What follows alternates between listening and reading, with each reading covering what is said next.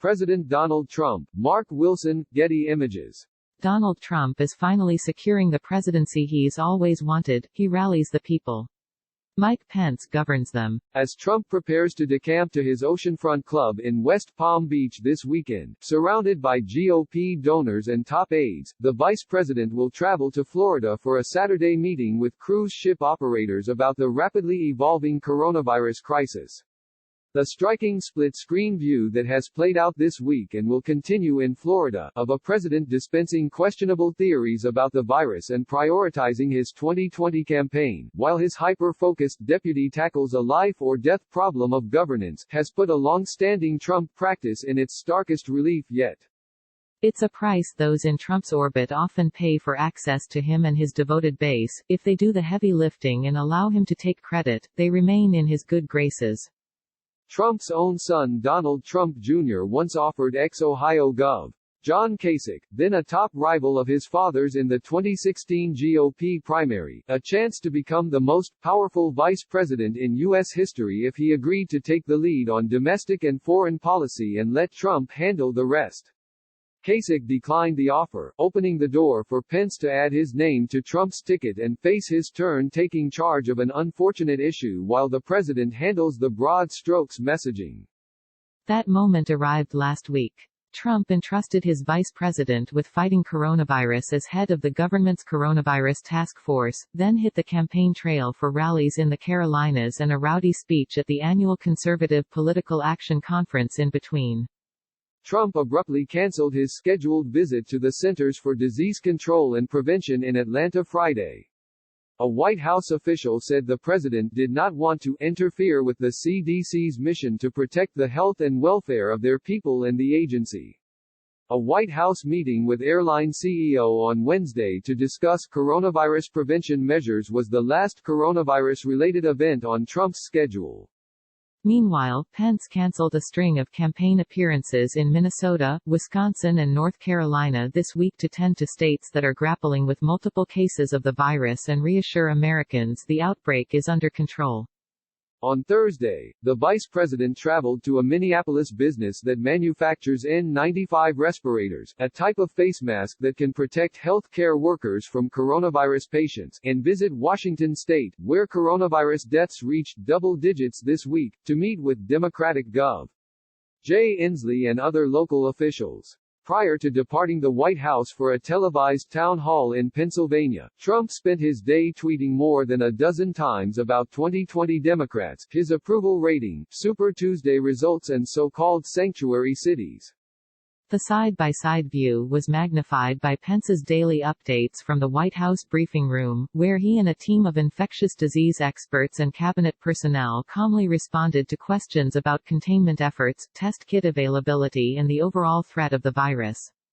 Those of us paying attention saw two things on TV this week: Mike Pence doing his best to provide answers and reassurance, and Donald Trump sharing his hunch about the severity of this virus, said one person close to the White House, referring to a comment Trump made during a Wednesday night interview with Fox News' Sean Hannity. Other presidents have assigned plenty of thorny challenges to their vice presidents, such as foreign trips and task force assignments, but few have been as critical domestic threats as the latest one. Pence allies insisted the two men are totally comfortable with each other's roles, noting they speak several times a day and are both devoted to protecting Americans' health and safety. Still, the vice president has made a habit of showering his boss with effusive praise during his task force updates, in addition to mentioning items he knows Trump pays attention to, suggesting Pence is keenly aware of the president's sensitivities. I'm going to stay focused on the task the president gave me, and I promise you it's what the president is focused on, and that's the health and safety of the American people. We had a big day on Wall Street yesterday. I think it set a record, Pence told reporters on Tuesday. One former White House official said the vice president quickly learned that Trump responds well to flattery and now incorporates it nearly every time he speaks. If you look at Pence's remarks, and it doesn't matter if he's speaking on something big or small, one of the first things he always does is to highlight the president's actions and the president's leadership, the official said. Much of the deference Pence has shown, on coronavirus, China, North American trade and other aspects of the president's agenda that Trump has added to his portfolio, stems from an understanding that the president generally distrusts those around him, not including family members who work inside the West Wing. In many ways, Pence's unflinching loyalty has been the glue that holds his relationship with Trump intact. When Trump was asked to name his closest friend in Washington during a Fox News town hall Thursday, for example, the only name he offered was Pence's. Well, I get along great with our vice president. I keep hearing I'm replacing him. Every day I hear, he's going to put this one and that one on the 2020 ticket. But if I did that, it would be a great act of disloyalty, Trump said. The confidence Trump maintains in Pence has also meant he trusts him to handle key issues and to conduct crisis management when things go awry. When the president abruptly announced a troop withdrawal from Syria last fall, causing the region to spiral into chaos, Pence was one of the first U.S. officials dispatched to Iraq to meet with the leader of the Kurdish region.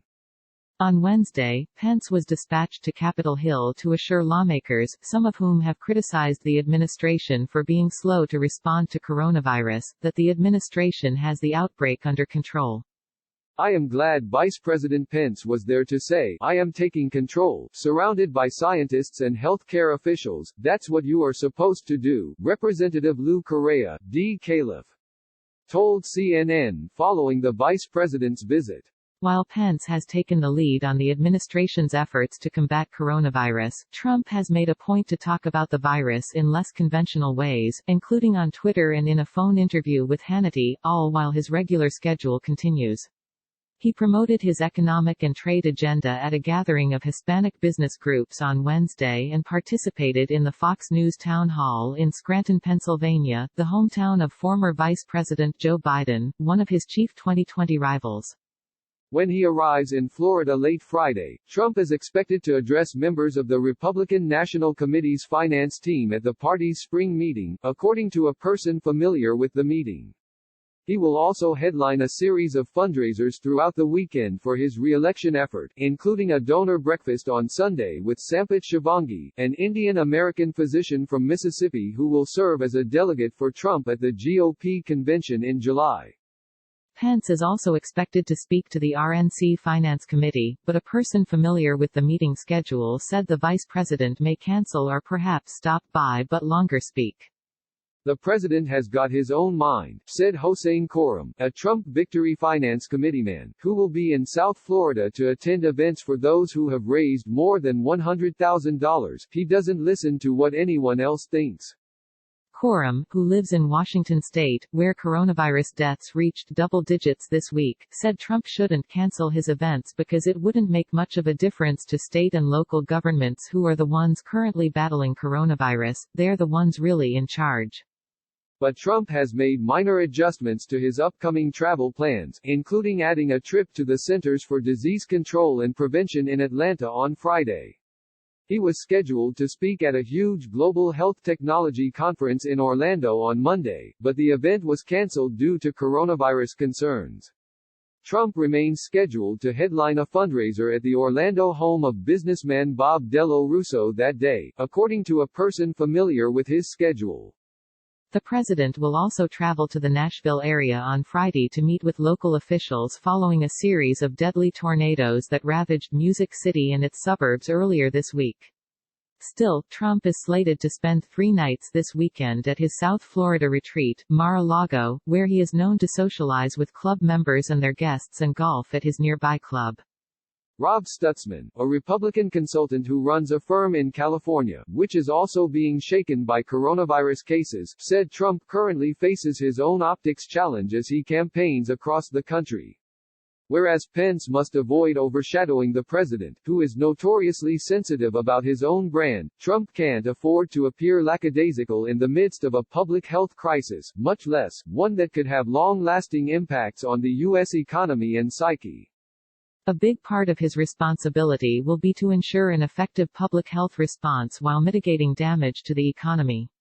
This is a difficult balance, but maintaining a normal schedule conveys the same to Americans and keeps the economy moving, said Stutzman. And for now, continuing with rallies and fundraising seems appropriate given the full tilt of the Democrat campaigns.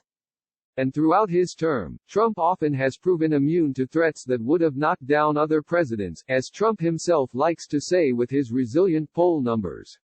The challenge with Trump is virtually nothing hurts him at all, said Eric Dezenhall, a crisis management consultant who worked in the Reagan White House. You can't judge him the way you judge other presidents. He really can do whatever he wants. Trump's allies added that he doesn't need to halt his schedule because he has received praise for putting Pence, a former governor familiar with disaster management, in charge. Though congressional Democrats and 2020 hopefuls criticized the move based on Pence's handling of an HIV outbreak in Indiana during his time as governor, the president was commended for adding Ambassador-at-Large Debbie Birx, a widely respected AIDS expert, to the coronavirus task force. He's getting marks over the last few days, said a Republican who speaks to the president. If you tell everyone to keep a normal life, then he should keep a normal life.